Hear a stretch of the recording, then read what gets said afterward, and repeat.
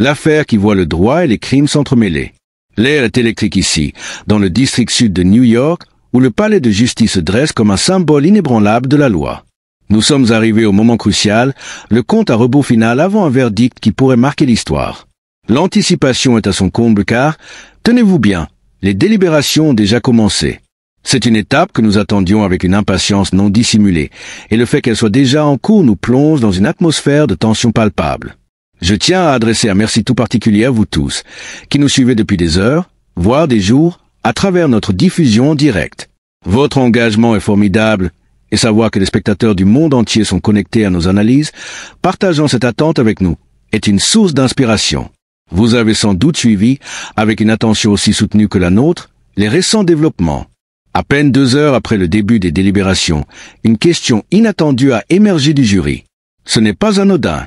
Dans le jargon judiciaire, une question de cette nature, si précoce, est souvent le signe de tensions internes ou d'un point d'achoppement significatif. C'est le genre de rebondissement qui tient en haleine un véritable cliffhanger. Et c'est précisément ce que nous allons éclaircir pour vous dès maintenant, avec des informations actualisées directement de ce bâtiment imposant derrière moi. La note transmise au juge est limpide et en même temps, elle soulève une cascade d'interrogations. Elle stipule: nous avons reçu une note du jury indiquant que nous avons un juré, en particulier le juré 25, qui, selon nous, ne peut pas suivre vos instructions. J'aimerais rencontrer le tribunal à ce sujet. Face à cette situation délicate, le juge a opté pour une approche prudente, suggérant de demander plus d'informations. Cette requête est loin d'être anodine. Ce matin même, nous avons longuement insisté sur l'importance capitale des instructions au jury. Elles sont la boussole morale et légale qui doit guider chaque membre du jury dans sa décision. Qu'un juré, sitôt dans le processus, exprime son incapacité à adhérer à ces directives fondamentales est une situation inédite, pour ne pas dire déconcertante. Beaucoup de questions se bousculent dans mon esprit, et je suis certaine que c'est également le cas pour vous. Qui est ce juré numéro 25? Quelles sont les raisons profondes de cette difficulté? Est-ce une question de compréhension, de conscience ou un conflit plus personnel? Avant de plonger dans ces hypothèses, permettez-moi de vous présenter la composition détaillée du jury. Une tâche cruciale, car le jury est le cœur battant de ce procès, l'arbitre suprême de la destinée de l'accusé. La transparence est de mise, mais les informations sont susceptibles d'évoluer, bien sûr. Voici donc le profil de ces 12 citoyens, ces pairs qui ont la lourde tâche de rendre la justice. Sur les bancs masculins, nous trouvons un analyste d'investissement de 31 ans, un scientifique de 51 ans, un travailleur social de 39 ans, un architecte de 57 ans qui avait remplacé un autre juré après un incident dont nous nous souvenons tous, un technicien de terrain de 68 ans, un analyste logistique de 67 ans, et un homme à la retraite de 68 ans, anciennement dans la finance. Du côté féminin, nous avons une employée de charcuterie de 30 ans, une aide diététique de 42 ans, une coordinatrice de traitement de 74 ans, une assistante médicale de 43 ans, et enfin, une massothérapeute de 69 ans.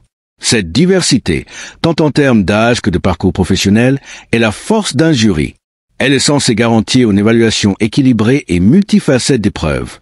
Cependant, cette même diversité peut parfois engendrer des frictions, et la note du juré numéro 25 semble en être la première manifestation. La procureure principale a pris la parole, visiblement préoccupée. Elle a déclaré: « Puis-je avoir un moment pour digérer ce que votre honneur a proposé? C'est très sensible. » Cette déclaration souligne la gravité et la nature délicate de la situation. La défense, quant à elle, a répliqué avec une suggestion plus simple. Je suggère de leur dire simplement qu'il est tôt. Vous venez de commencer. S'il y a un autre problème, veuillez nous en informer. Une approche qui vise à minimiser l'incident, peut-être pour éviter de perturber davantage les délibérations naissantes. Mais la procureure n'a pas lâché prise. Elle a répondu: « Si nous prenons cette voie, nous suggérons d'instruire les jurés de ne pas inclure d'informations sur ce qui se passe dans la salle du jury. Nous nous référons à la décision de l'affaire US versus Baker 262. Cette mention d'un précédent juridique spécifique est significative. Elle indique que l'accusation anticipe des problèmes liés à la confidentialité des délibérations et elle est prête à utiliser des outils légaux pour s'assurer que le processus reste intègre. C'est une tournure dramatique, mesdames et messieurs. Je ne saurais le dire autrement. Ça devient lourd. La situation est d'une intensité rare. Ce qui se passe est époustouflant. À ce stade précoce des délibérations, une note de cette nature est tout simplement sidérante. Ils viennent à peine de commencer à délibérer, et l'indication, du moins de la part du président du jury, est qu'un des jurés a, en gros, dit « Je ne coopère pas ». Des situations similaires ont déjà conduit au remplacement de jurés pour cette raison précise, lorsqu'ils ont refusé de délibérer avec leur père, ou qu'ils ont refusé d'écouter les instructions. Le juge a la possibilité de faire venir les jurés un par un et de les interroger individuellement sur ce qui se passe. Pour l'heure, les deux parties ne semblent pas vouloir en arriver là. Mais c'est ainsi que cela se termine si le problème persiste, avec un interrogatoire à la possibilité, et non la probabilité, mais la possibilité qu'un juré puisse être remplacé par un suppléant. Pour nous, c'est absolument sidérant. Sidérant est en effet le mot juste. C'est inattendu. Moins de 2 heures de délibération et déjà une situation aussi stark, aussi nette. J'ai d'ailleurs une autre petite mise à jour pour vous. Le juge a interpellé les deux parties, leur disant « Conférez-vous sur une réponse. Je reste ici ». En d'autres termes, il les a invités à discuter entre eux pour trouver une solution, tout en restant disponibles. Ce que nous observons ici, c'est une bataille qui s'engage très tôt. Les jurés se battent, non pas sur la décision elle-même, mais sur la manière dont ils vont parvenir à cette décision. Cela met en lumière un jeu de pouvoir qui est en train de se dérouler. Une personne ne s'entend pas avec une autre. Peut-être que le président du jury a un problème avec un autre juré et dit maintenant « Vous ne suivez pas les règles qui nous ont été données par la Cour ». Il y a manifestement des problèmes de personnalité en jeu et ils se disputent. C'est choquant que cela arrive si rapidement. Et si cela devait être un signe avant-coureur, cela présagerait des délibérations longues et difficiles, alors qu'ils ont posé ces questions à peine 2 heures après le début. Ces délibérations, comme vous le savez, sont d'une importance capitale. Le jury est le pilier de tout ce processus. Et si les désaccords commencent déjà, et de cette manière, nous sommes peut-être au seuil de délibérations qui s'annoncent longues et complexes. Le jury dans un procès fédéral est-il exposé à la galerie, où les gens peuvent les voir, ou sont-ils quelque peu isolés? Dans tous les procès, le jury peut voir la galerie. Ils peuvent voir toute la salle d'audience, et toute la salle d'audience peut les voir. Je sais qu'il y a eu des problèmes dans cette affaire où des dispositions particulières ont été prises pour une raison ou une autre, mais la réponse simple est oui. Ils sont censés pouvoir voir la galerie. C'est une salle d'audience publique, et elle doit être ouverte, et ce doit être une situation où tout le monde peut voir tout le monde. Et c'est là toute la beauté du système américain. Ces palais de justice sont des lieux publics. Si vous regardez en ce moment et que vous souhaitez assister au procès, techniquement, vous pouvez venir dans ce palais de justice à Manhattan, entrer et assister. Bien sûr, pour un cas de cette envergure, il y a des listes d'accréditation pour les médias et autres, mais le principe reste le même. La seule différence notable dans le système fédéral, c'est l'absence de caméras, contrairement à certains procès d'État où la diffusion en direct est monnaie courante. Y a-t-il des chances que des jurés aient été influencés, et l'accusé a-t-il pu soudoyer un juré? Cela ressemble à un film, mais les films sont basés sur la réalité. Tout est possible dans cette affaire, bien sûr. Mais il serait excessif d'interpréter la note qui vient d'être publiée par le jury comme une implication de manipulation. Il dit simplement qu'il y a un juré qui refuse de se conformer aux règles données par la Cour. Cependant, la façon dont l'accusé s'est comporté, non seulement historiquement, mais depuis son incarcération, ne surprendrait personne si quelque chose de ce genre se révélait, car il semble être une personne si contrôlante. Il semble être le genre de personne qui pense pouvoir tout contrôler, y compris un procès fédéral, y compris des jurés. Des tentatives d'influence ont été signalées, même via les médias sociaux. Donc, on ne serait pas choqué si quelque chose comme cela finissait par se révéler, mais c'est une interprétation excessive de la note qui vient d'être publiée.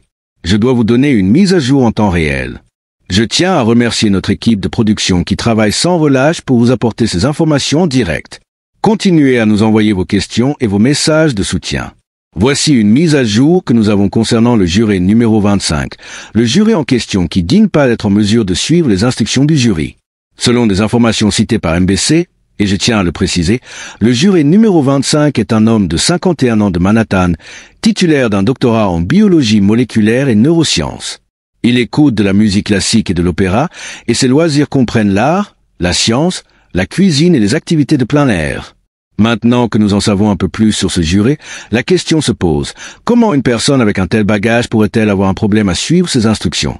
Il est clairement une personne éduquée qui devrait être capable de les suivre. S'agit-il davantage d'une question morale ou éthique? Ou de simples frictions entre personnalités? Les gens sont différents. Tout le monde réagit aux choses différemment. Il peut y avoir des conflits de personnalité importants. Vous avez peut-être le président du jury qui a une certaine personnalité et l'individu en question une autre, et se heurtent simplement. Ce genre de questions ne se voit généralement pas si rapidement. Habituellement, cela survient des jours après le début des délibérations. Il y a donc un problème important ici où quelqu'un a mis en colère quelqu'un d'autre ou a simplement décidé qu'il ne communiquerait pas d'une manière ou d'une autre, ce qui est d'un très grand danger pour l'accusation. Les choses sont clairement enflammées. Je suis ici à Manhattan et il fait très chaud dehors. Et il semble que les choses soient également très chaudes à l'intérieur. Sitôt, un juré sème la discorde de cette manière. Pouvez-vous interroger sur l'expérience de travail avec des consultants en jury? L'un d'eux a-t-il déjà travaillé avec la brillante Linda Moreno, consultante en jury de la défense? Les consultants en jury sont très importants, compte tenu de l'importance du jury. Des consultants utilisent aujourd'hui les médias sociaux et, pendant la sélection des jurés, peuvent faire des recherches en temps réel pour donner une meilleure idée de qui est le juré, en tenant compte de leur profil de médias sociaux et de leur empreinte numérique, afin d'avoir une idée de leur positionnement politique. Les consultants qui utilisent ce type de technologie peuvent vraiment aider comme jamais auparavant. C'est une toute nouvelle ère pour les avocats de profiter du fait que la vie des gens, leurs opinions, leur état d'esprit, tout cela est une information publique que l'on peut souvent trouver et utiliser à son avantage. Au final, la sélection d'un jury est la partie la plus stressante d'un procès. Pourquoi? Parce que les avocats savent que si l'on fait une erreur là, on va perdre. Peu importe ce qui a été fait pendant le procès, si une erreur a été commise et que le mauvais juré a été retenu, tout cela a été pour rien. Des semaines et des semaines de travail. Et cela peut se manifester de manière décisive dans un sens ou dans l'autre. Les enjeux sont en effet extrêmement élevés ici. Le jury est d'une importance capitale dans cette affaire. L'accusé risque la prison à vie. C'est pourquoi cette question du jury, ce problème interne, doit absolument être résolu.